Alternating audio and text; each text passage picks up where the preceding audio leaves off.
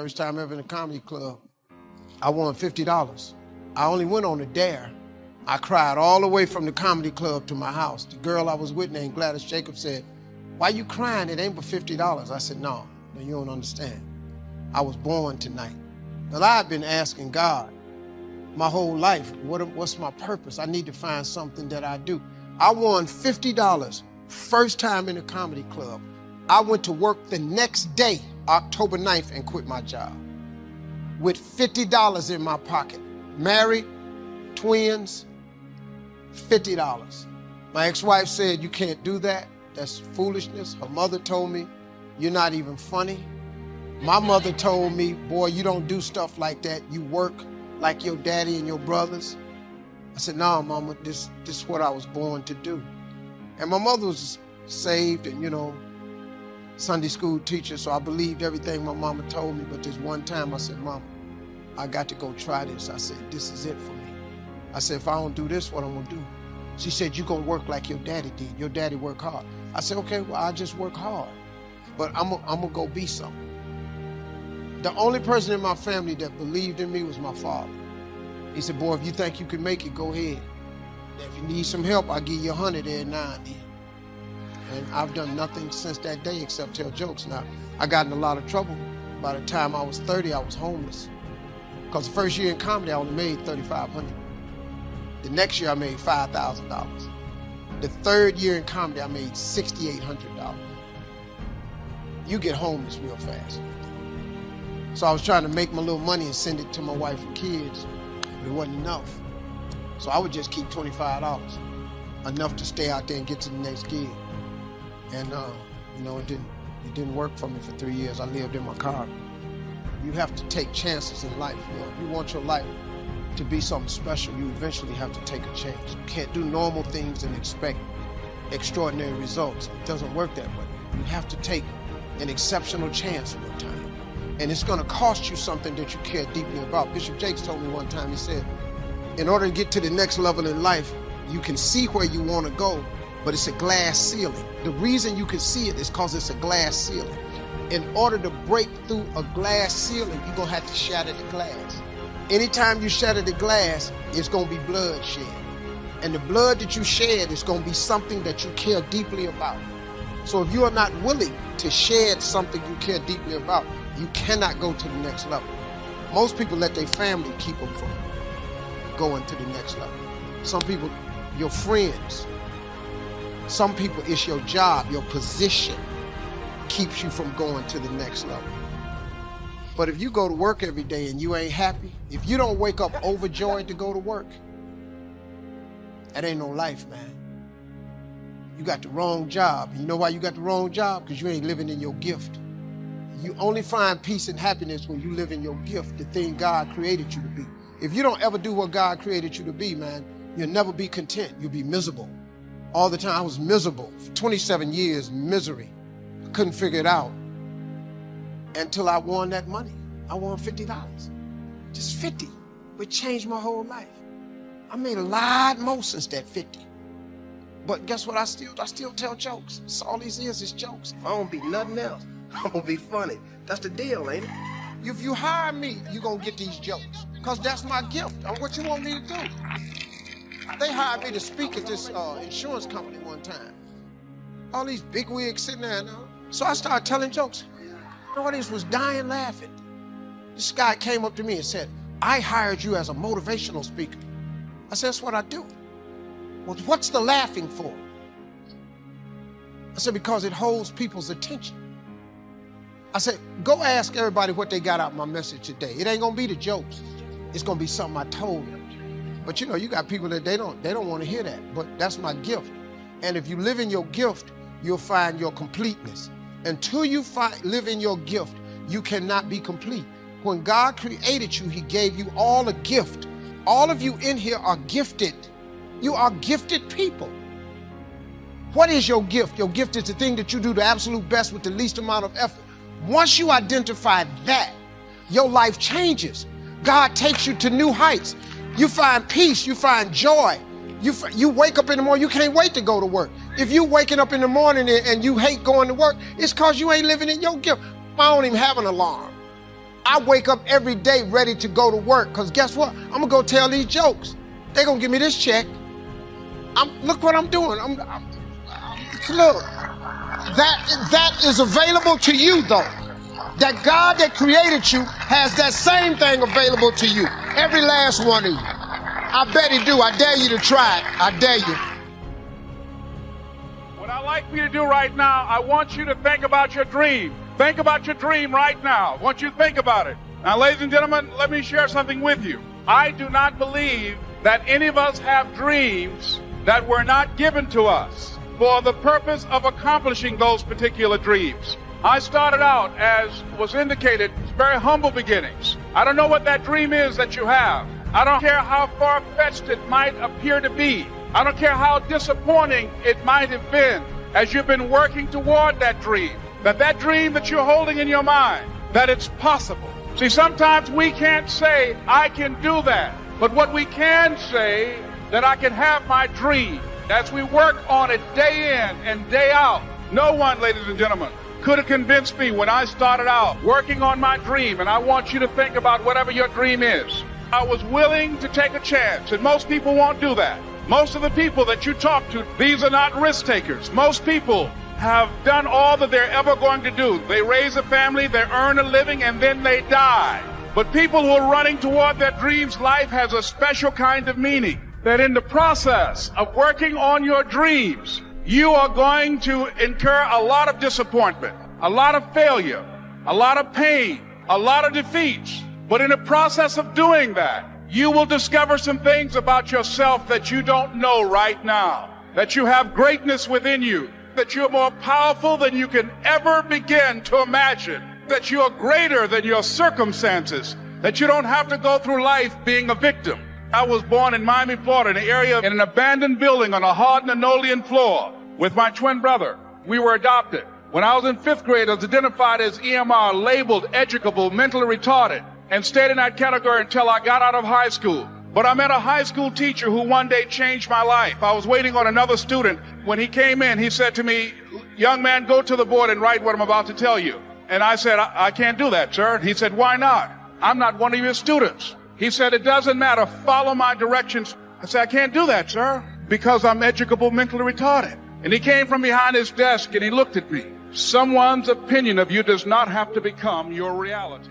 I just make mine so simple that it really doesn't have those complications. If on your goal list is a ranch in Montana, and you say, well, if I worked hard and maybe it's my second year of following an entrepreneurial project and I'm doing fairly well, I think maybe I could accomplish that in 5 years. Sure enough, if good things happen, it's down to 3. If it takes me a little longer, maybe that's off in 10. But I just leave it on my list, not to make it an obsession. And then maybe the more I think about it, say, no, not a farm in Montana. An apartment in New York on Park Avenue. I think I'll change to that. I think that makes it easier. Let that inspire you. If goals inspire you to higher achievement of things and occasions and places you want to go and things you want to see and people you want to meet, if only a little of it comes true, but all of it served as inspiration along the way to do better and work harder, and say maybe some of these goals will be closer than I thought now, it looks exciting. All of that serves you well. Who cares how close you got? Who cares if you set 200 goals and only got 10? It doesn't really matter. And I think if you make it that easy on yourself, tear up the list if you want to, start over. I've gotten some better information now. I'm not going to go for that. How about something else? I think that's the key. I make it easy. Make a list of what you want. Start checking off the things that are easy to get on your list. A lot of little things that you start checking off. And then let the rest of it all unfold. But you might as well dream about, having an upstairs maid and a downstairs maid. If you happen to visit a rich man's home and say, wow, that's the life for me, I'm going to put that on my list. The guy's got a limousine and a driver. You say, wow, someday that's for me. And then later you say, no, this limousine and driver deal, that's not for me. But let it inspire you in the meantime. Why not? Even if you change your mind, threw that out, put in something else. One of my friends brought me on his Learjet the other day from San Jose to Van Nuys, close to my home. I thought, wow, it'd be nice to have a jet like this. But I think it only seats 4 people or 5. It's really small. Then he's got an 8-passenger helicopter, pilot and a co-pilot and 6 passengers. It's the latest state-of-the-art, fine machine. Then I thought I'd like to live in a mansion and have all this stuff. But then I go visit someone who's got the mansion and the security and the servants and the groundskeepers, and this whole house is just almost like chaos. And you have a cup of coffee and you drink it and you can't even set your own coffee cup down. Somebody comes and takes it away. And I say, with my temperament and style, this is really not for me. I've got to live a little more simple life. But for someone else, a house full of servants and groundskeepers and security and the whole entourage, that's for them. But if they wanted it and later changed their mind to live a little more serene life, then that's okay too. Did you ever get that mansion on the hill with all those servants? That, yeah, I went for that for a while, but you know, the more I went to some places where people lived like that, the more I thought, no, this is really not for me. Having my fishing line in a tranquil stream in Montana, I think now suits my style a little better. I did a seminar in each city, in 13 cities, a month. I had the elaborate entourage. It was unbelievable. One day I decided, someday I shall have no office, I shall have no secretary, I shall be free. Sure enough, that day finally arrived. People ask me now, what is your email address? And I say, I do not have one. I do have a website that someone else runs, but I have really simplified my life. A company that I do a lot of business with around the world asked me, do you want an office? I said, no. I said, do you want a secretary? I said, no. Then I did say once, yes, I'm going to have the satellite and put a fax machine in my motorhome so that I can be in touch but out of reach. I want somebody to say, yes, you can contact him, but you can't find him for a while. He's not gone forever, but he's gone for a while. So I do seek solitude, you know, chances to get away. My farm in Idaho, overlooking Snake River, is a great place to get away and deal in agriculture and build a few homes. Little change of pace from flying all around the world. It's exciting for me. But for now, right, I have no office and no secretary and no email address, and so I managed to escape most of it. And I think you just have to really make the hard and fast decisions. I did a speech one time, and the title of my speech was, Today I Am a Wealthy Man. Didn't have much to do with money. But here's what I said. I want you to jot these notes down. Here was number one. I said I'm wealthy because of my heritage, my parents, my grandparents. My grandmother studied nutrition, passed it on to my mother. Back in those days when my mother studied and practiced nutrition, she was called like a health nut, right? Do you go back that far, right? Your parents or grandparents? They were called health nuts. They were studying vitamins and they were studying this. Mama used to mix up some of this stuff for me and Papa and said, if this don't kill us, I think it'll help. And we're, gagging this stuff down. My mother, with the practice and study of better nutrition, extended her life at least, the doctor said, at least 20 years. Said if your mother hadn't have done that, she wouldn't have lived that extra 20 years. He said when your mother died, the walls of her heart were paper thin. He said how she lived this last 20 years is incomprehensible. And then I told him, Mama used to do all the juices, had the distiller to distill the water, all the stuff that was considered kind of kooky, right? Back in the 40s and the 50s and 60s. Herbs and twigs, something to smoke. But Mama did all that stuff, extended her life over 20 years. My father lived to be 93, never had a major illness. I've never had one. Passed it on to my children, my grandchildren. Unbelievable. My heritage, what's that worth? It's worth a fortune. So you got to contemplate every once in a while your blessings, and part of your blessing is your heritage. Next is the heritage of your country. We that come from the free country, engaging in enterprise to start with $1 and make a fortune, become a millionaire. What value is that heritage? It's unbelievable. We enjoy the benefit of courts we didn't start. We enjoy the benefit of laws we didn't create. We enjoy the benefit of learning institutions we didn't found. We enjoy the benefit of medicine we didn't discover. Wow, heritage. Next, I said I'm a wealthy man because of my experiences. Experience makes you rich. Here's what you must treat your experiences as: commodity. You must treat your experiences as high value. You must treat your experiences as capital so that you can invest in the future what you've learned in the past. My experiences now have taken me around the world. A birthday celebration last year, right, in 16 cities. It was one of the most unbelievable experiences of my life. A group got together in Italy and gave me a helicopter tour of Sorrento, Naples, Vesuvius, the Isle of Capri, Pompeii from the air. Unbelievable experience. God is not going to let the opposition delay you from your destiny. He has already scheduled your destiny moments. It may feel like you're falling behind. The opposition is holding you back. Stay encouraged. At the right time, that adversity is going to hurry out of your way. Red seas can't keep you from your purpose. God knows how to part those waters. Legal situations, companies that seem bigger, stronger, they can't stop God's plan for your life. It may feel like you're stuck. You don't see anything improving. Don't worry. God knows how to do a quick work. It can happen suddenly.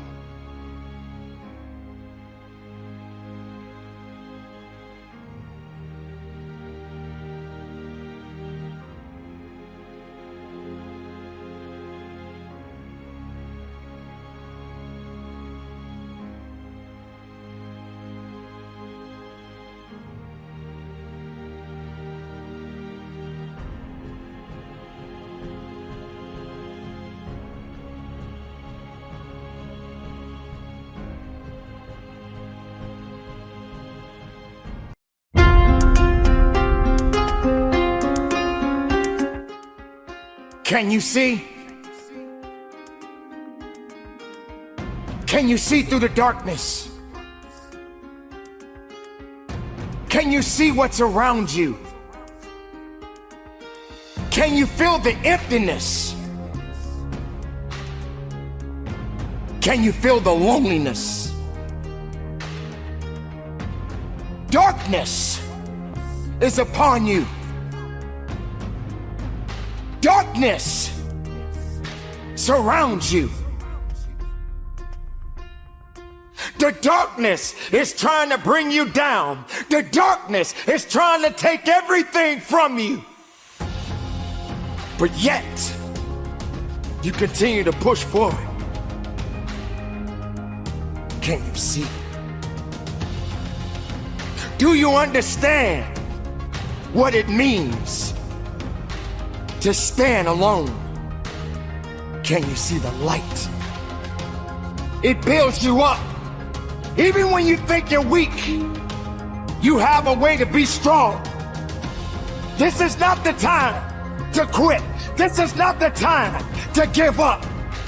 Yes, darkness is upon you, but there will come a time the sun will shine.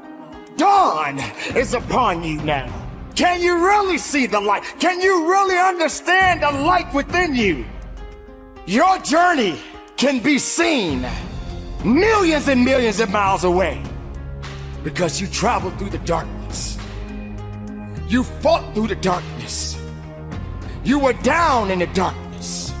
You cried in the darkness. You wandered in the darkness. It is time for you to welcome the light. This emptiness that you are feeling right now, it is only a temporary match, a temporary thing that is going on inside of you right now. It's only temporary, but it is necessary. It is necessary that you struggle. It is necessary that you feel alone. It is necessary that you have to continue to go forward. Nothing can stop this, because that light has already been there. That light is embedded in you. That light exists in you. Dawn is coming. The sun is going to rise, and you will see the light within you. Build yourself up. Strengthen your mind. Strengthen your body. Strengthen your soul. And welcome the dawn. Darkness exists at this moment in your life. You're feeling like there's nothing that you can do. You feel that you have no power. You feel that you have no strength. Yet, you are walking through darkness. Can you see? I found that nothing in life is worthwhile unless you take risks. Nothing. Nelson Mandela said, "There is no passion to be found playing small and settling for a life that's less than the one you're capable of living." Now, I'm sure in your experiences in school and applying to college and picking your major and deciding what you want to do with life, I'm sure people have told you to make sure you have something to fall back on. Make sure you got something to fall back on, honey. But I never understood that concept, having something to fall back on. If I'm going to fall, I don't want to fall back on anything. I want to fall forward. I figure at least this way I'll see what I'm going to hit. Without consistency, you'll never finish. So do what you feel passionate about. Take chances. Don't be afraid to fail. There's an old IQ test, was 9 dots, and you had to draw 5 lines with a pencil within these 9 dots without lifting the pencil. The only way to do it was to go outside the box. Don't be afraid to think outside the box. Don't be afraid to fail big, to dream big. But remember, dreams without goals are just dreams.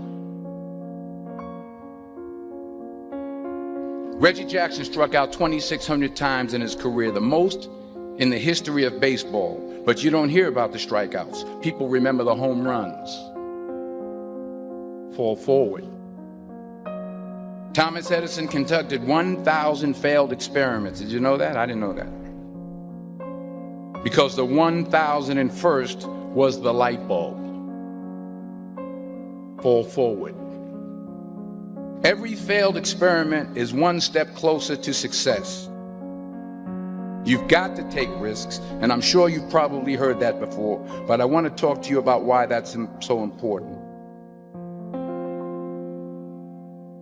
You will fail at some point in your life. Accept it. You will lose. You will embarrass yourself. You will suck at something. There's no doubt about it. And I know that's probably not a traditional message for a graduation ceremony, but hey, I'm telling you, embrace it, because it's inevitable.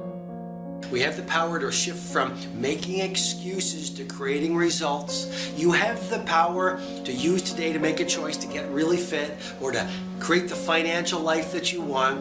You have the power to go out in the world and inspire people. You have the power to use your work as a chance to birth creativity into your world and to uplift other people. You have the power to do your part to change the world. And that's really what this video is about. It's about success. It's about doing genius level work. It's about making your dreams come true, and I want to give you some simple ideas on that. Number one, the number one reason we don't achieve success and we resign ourselves to mediocrity and we get swallowed into failure and discouragement, and it becomes sometimes so deep that we can't see the possibilities that our lives could be. I mean, your life doesn't have to be your current life 30 days from now, but most people can't see that.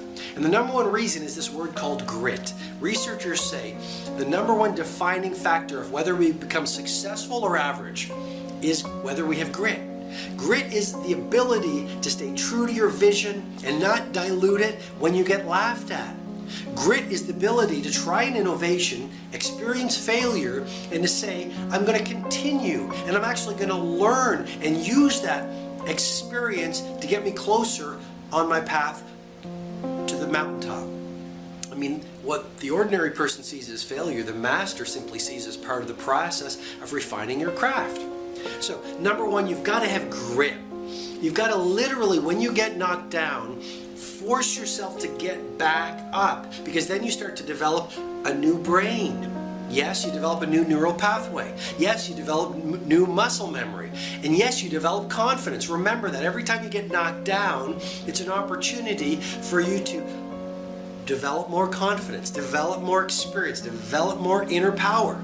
Okay, every time you do something that you didn't feel like doing, like getting back up after you failed, or staying true to yourself after you've been laughed at or told it can't be done, literally, you become more powerful. And every single time you don't feel like persisting, and you do, you take back your power to the thing that you gave your resistance to. So number one, just think about grit.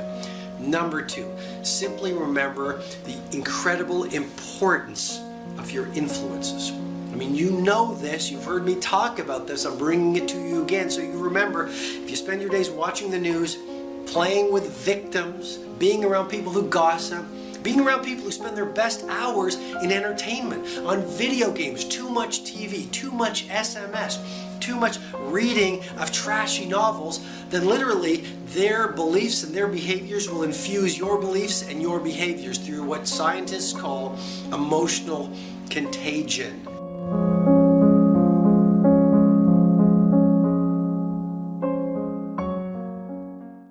Hi, welcome back to Mind Control. Do you have the courage to think?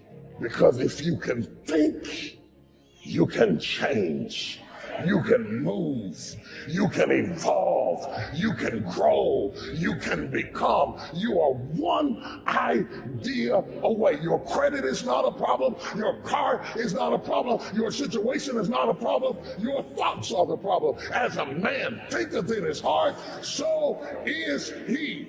Everything starts in the thoughts you think. You are no better than the thoughts you think. If you think little, you go little. If you think weak, you go weak. If you think up, you go up. One thought. Slap yourself in the head. One thought. That's how close you are. There's a simple but often overlooked premise in business, and that is new growth comes from new thinking. New growth comes from new thinking. Expecting new growth for your business without new ways of thinking about it is like a farmer expecting new crops to grow without first planting the seeds. So now is the season for you to move distractions, confusion, turmoil out of the way, to find a peaceful place where you can meditate and think, what am I going to do at this season in my life? What am I going to do with this age and stage? What can I do with the circumstances in my life? What would you do with what you have to make it better? One thought. It's the time if you want to be on top of your game. Now listen, this is not for everybody. The masses will use their time being a spectator. We've been conditioned and programmed to be spectators, to watch people live their dream. You want to use your time living the kind of life that people watch you. You want to use your time perfecting your skill and your passion to stand out as an expert. Use your time to operate from that consciousness of Henry David Thoreau, who said, do not go where the path may lead, go where there is no path and leave a trail. If you just decide, I'm going to find something that I would enjoy doing, and then I'm going to carve out the time and have a schedule that I'm working on it every day, listen to me, nobody can touch you. There's no competition. There's no excuse today for not becoming successful. Even if you just lost your job, even if you're going through foreclosure and eviction, you can come back. You have no competition because the majority of the people throw their time away and they have nothing to show for it. When you think about growing, whenever you're faced with a situation that you can't control and you make the decision to grow, it kind of trims the fat, right? The things that are not important, the things that are no longer something that you got to just focus on every single day. I'm talking about foolishness, right? And when you make that decision to grow, it's just like in marriage, just like being a father. You zoom in on that thing on such a level to where it's like opposition is what it is, the challenge is what it is, but every single day I'm going to come in and be intentional about growth. And when you change the way you think about growth, right? When you change your perspective, how you see things, the opportunity for growth, man, is limitless. Every single day, you got all of us in the world that are dealing with a similar situation, but people are responding differently. It's like the quote that says, we all got problems, but what makes us different is how we solve them, right? Everybody is faced with different situations, but what makes them different is how they solve them. And so for me, man, the greatest thing that's happened as a result of this pandemic, of this corona, of this COVID, is every single day I wake up and I'm intentional about my growth. I'm intentional about it. You see, the largest gap between successful and unsuccessful people in life is the thinking gap. I'm not talking about being smart. I'm not talking about an IQ. I'm talking about how you think, how I think. Successful people think differently than unsuccessful people. The most important real estate in life is 6 inches between the ears. How we think. Becoming a better thinker is worth your effort because the way you think really impacts every aspect of your life. It doesn't matter whether you are a business person, teacher, parent, scientist, pastor, or corporate executive. Good thinking will make you a better business person, teacher, parent, scientist, pastor, or corporate executive. Good thinking creates the foundation for good results. If you don't like the crop you're reaping, you need to change the seed you are sowing. When it comes to achievement, the seed is your thinking. Good thinking increases your potential. If your thinking shapes who you are, then it naturally follows that your potential is determined by your thinking. Achieving your potential comes from making progress, and progress is often just a good idea away. For many people, the greatest detriment to their success tomorrow is their thinking today. If their thinking is limited, so is their potential. But if people can keep growing in their thinking, they will constantly outgrow what they're doing. Good thinking produces more good thinking if you make it a habit. Albert Einstein observed, "The solutions to the problems we face today cannot be solved on the same level of thinking we were at when we created them." Look around you, and you'll see that it is true. The world keeps getting more and more complicated. The good news is that no matter how complicated life gets or how difficult problems may seem, good thinking can make a difference if you make it a consistent part of your life. It's easy to go around thinking that the obstacle is too big, we'll never get well, this virus is going to get the best of us. We wonder why we don't have any strength, why we can't get ahead. It's because our thoughts are limiting us. We draw in what we constantly think about. You can't think defeat and have victory. You can't think weakness and have strength. Your life is going to follow your thoughts. Instead of thinking these weak, defeated, not able to thoughts, you need to think power thoughts. This sickness is no match for me. This virus can't stop my destiny. This trouble at work is not how my story ends. Victory starts in our mind. Success, breakthroughs, new levels depends on our thinking. Be careful what you think because your thoughts run your life. Are your thoughts helping you or hurting you?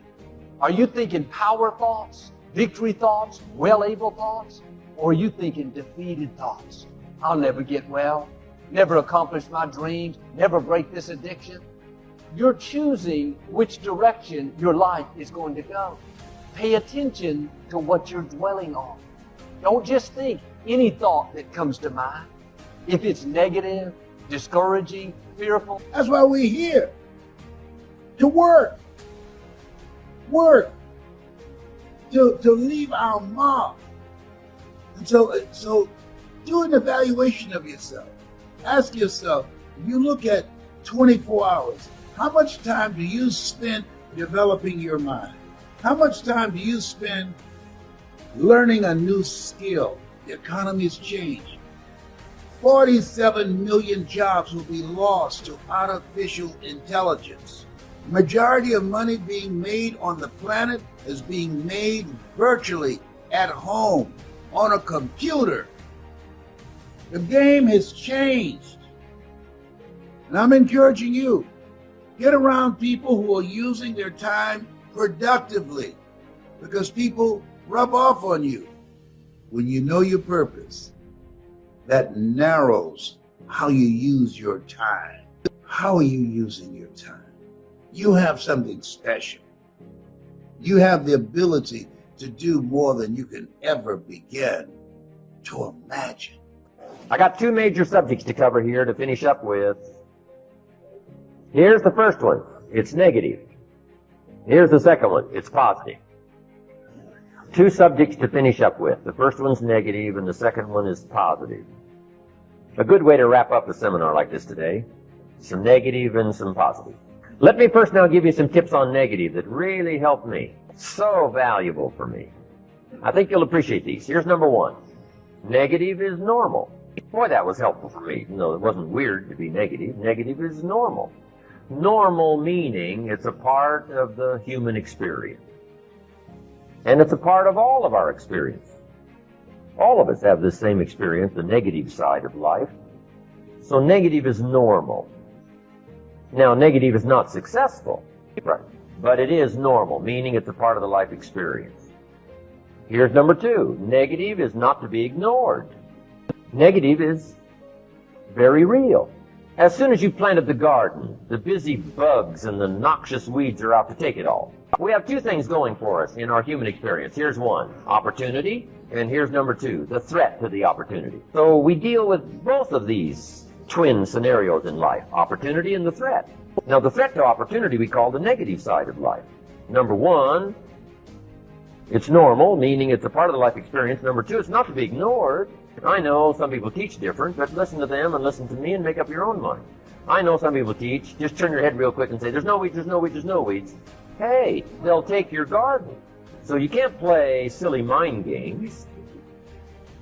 You say, well, then how can you have a good garden? Well, you got to kill weeds. So here's number three. Negative is to be mastered or conquered. That's part of the life experience. Now, this twin scenario of the life experience is unique. Negative, positive. In fact, we could probably get into quite a philosophical discussion if we wanted to. Would there be positive without negative? Here's the best I've been able to come up with. It doesn't seem like it. That's about the best I can come up with.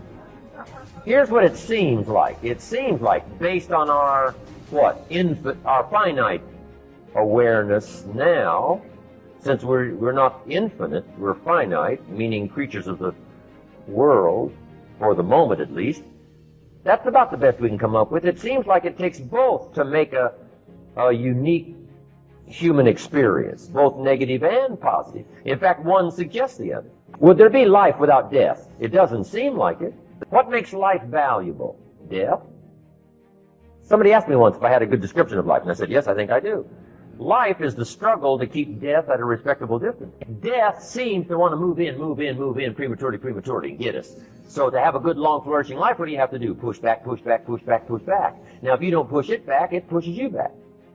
There's a push-shove going on here, and it's this negative-positive stuff. Would there be light without darkness? It doesn't seem like it. One suggests the other. Would there be success without failure?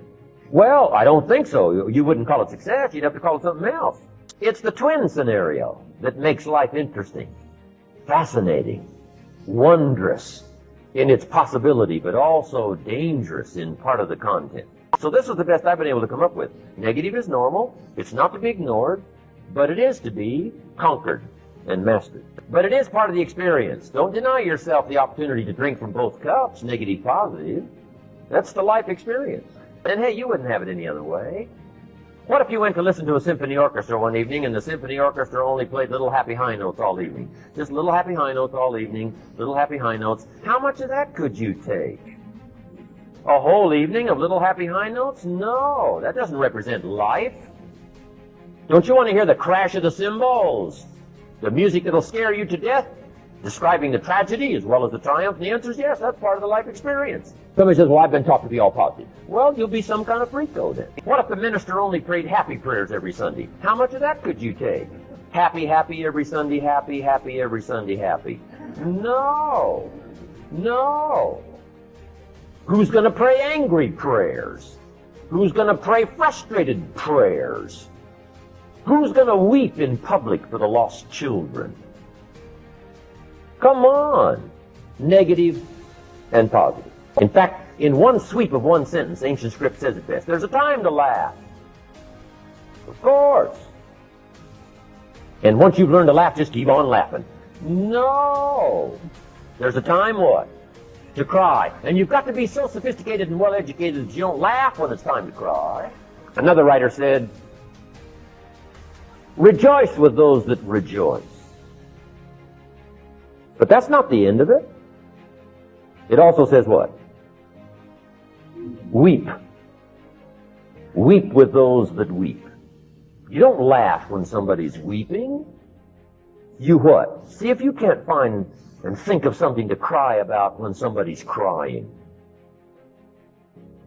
You gotta drink from both cups. Negative is part of the life experience. In fact, I teach kids that you gotta think negative when it's positive. Thank you so much for watching till the end. Don't forget to share your thoughts in the comments section. Please also like, subscribe, and share this video with your friends and families. Please watch our other motivational videos. Thank you again. Well, same advice I give to my kids, man. If I could get them to understand the importance of their 20s. Because, man, you know what I did? I just blew my 20s. I ended up spending all of my 30s fixing what I messed up in my 30s. I spent all of my 40s doing what I could have been doing in my 30s. I looked up, man, I had let too much time slip away. If you could get young people to get their foot on the gas pedal in their 20s, because right now they think going out is everything. And I keep telling them, man, you're gonna outgrow that in a minute. Because, you know, like at this age, it's when somebody says, hey, we're gonna go out to a club tonight. Go out to a club? Are you kidding me? It don't make no sense to you now, because you're over that. But it takes a minute for them to understand that, man. It's sad. I wish they'd get it, but I wasn't clubbing in my 20s. I didn't know how to make a vision board. I didn't know how to. What really changed my life, man, was I got in Amway when I was about 24. I got in Amway, and that changed my life, man, because the first time ever, they introduced me to self-help books. And I read 2 books that changed my life. It was The Power of Positive Thinking by Norman Vincent Peale and The Magic of Thinking Big by David Schwartz. I read them books and it changed my life. But it also made me remember what my mother had taught me, because she was a Sunday school teacher, because all self-help books are Bible-based. Everything comes from the Bible. All them self-help books, that's Proverbs. That's all it is. It's the book of wisdom and understanding. If you could read that, it'd change your life too. But sometimes you need, regular books where you can relate to it differently. But it's all comes from the Bible. It's like a great book is The Secret, but if you read The Secret, it's all Bible verse. I mean, it's just based on the Bible. You can't think of nothing new how to tell a person to succeed without the Bible. You can't. It doesn't work that way, So a couple of books changed my life, man. But The Magic of Thinking Big was huge. It just taught me one simple principle. It don't cost no more energy to think big than it does small. You can say Volkswagen and you can say Rolls Royce with the same amount of effort. You ain't got to grunt to say Rolls Royce. So if the Bible is true, which it says a man is as he thinketh, if you think poor thoughts, you got to be poor. The moment you change that thought into wealth or riches, you start the process to becoming wealthy or rich. It's not a magic trick. It's really how it works. People complicate it. You got to do this and you got to do that. But Bible's pretty plain. They ain't got no loopholes in it. Really don't. It's just real simple. It say what it say. This is money. This is what people want so much of, right? And this is why so many people, how many of you know people that got it and then lost it all? They get it. Ed was taking money, he'd get $8 an hour or whatever, and somebody pays him $100, and somebody pays him $800, and somebody pays him $8,000, and a guy wins a lottery. Whatever. You get the money. Now what? Number 1 rule, get the money. Everybody with me? Get the money. Everybody's like, can I get it? See, you got that conflict going right now. You got that conflict. Skinny man's like, shit, it's close. It's close. Should I get it? Should I get it? I think I should get it because of what he called me earlier. I should get it. Okay, so check it out. See, here's the deal, right? You guys think this is mine, so you don't take it from me. You're like, I can't take it, it's his. This is not my money. Whose money is this? Could be yours. Okay, this money, before it was my money, it was somebody else's.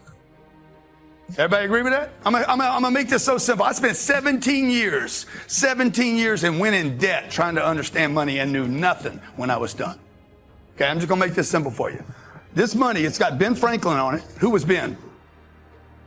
I thought he was the president. Guy's not even, all I know for sure is I cannot trust him. I look at him, I'm like, not trustworthy. Does he look trustworthy to you? Okay, come on, fix your hair.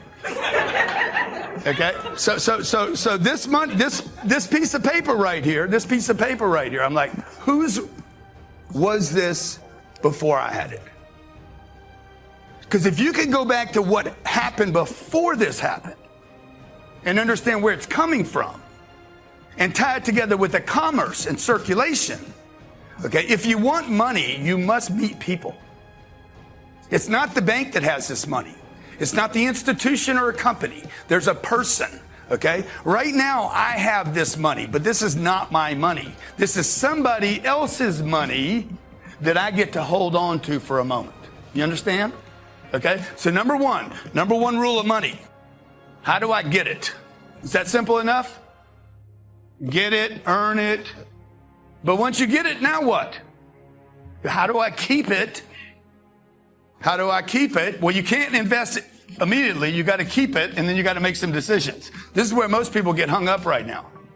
Most people get it and they keep it. You got a job. Anybody can get a job. You can get a job. I'm going to get $50 an hour or $25 an hour or $15 an hour. But the government's not going to tell you, okay, once you get it, now what?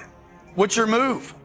What's your play? I'm going to tell you what happens with people that get lazy. People that get lazy are losing. They're losing in life. If I keep losing over and over and over again, I lose. I try something, I lose again. I try something, I lose again. Then me and him hang out, and we both losing. And then the three of us are hanging out, and all three of us are losing. And the next thing I look up, I'm like, you know what? I just don't have any motivation for life, man. I'm losing too much.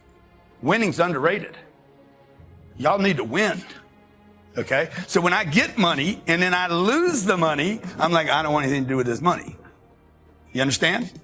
When I get it and then somebody rips me off of it, I'm like, I'd just rather not have it. How many heard this before? Money won't make you happy.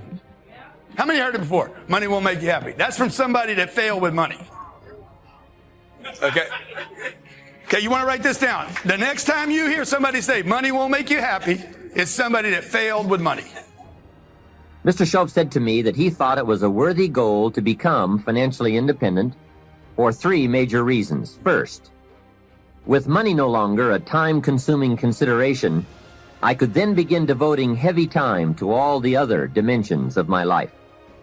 Second, he suggested I become financially independent because it would tremendously increase my ability to help others, only from positions of strength, including financial strength. Can we help someone else? Finally, and most important, he said, I believe it is worthwhile to become financially independent for the sake of developing the person you must become to achieve that goal. What a major secret he taught me. Set a goal to entice you to become the person it takes to achieve it. Reaching the goal is the lesser value. The primary value lies in the person you become by reaching it. You see, it's not the $1 million that's most important. It's what you must do and become in order to be a millionaire. We're all aware that many people feel that we must be careful of focusing on money or affluence or abundance, that in it or in the pursuit of it, there is danger. We often hear quoted from the Bible, the love of money is the root of all evil. And I do agree. If you make money your love, and you pursue affluence to the exclusion of, or at the expense of, other values of life, you have lost, not won. However, let us consider this question. If you could do better, should you? That's not a bad question. In the time allotted to labor, in the time given to economics, care for family, success, achievement, productivity, the creation of value, the development of skills and creativity, if you could do better, should you? I think that one of the greatest satisfactions of living life to the fullest is doing the best you can with whatever you have. Doing less than your best has ways of eroding the psyche. We seem to be creatures of enterprise. Surely it is the reason for the seasons. The soil and the sun and the rain and the seed all say, what can you do with us? The seasons say, do you have the genius to make something unique of us? Life says, here's the raw material. What splendid things can you produce from all there is? So, go for high productivity, the full employment of your genius, the full development of your potential in all areas of your life, including earning money. That is the essence of life. Truly sophisticated people know it isn't the amount that counts. It's doing all that you can with all you've got that counts.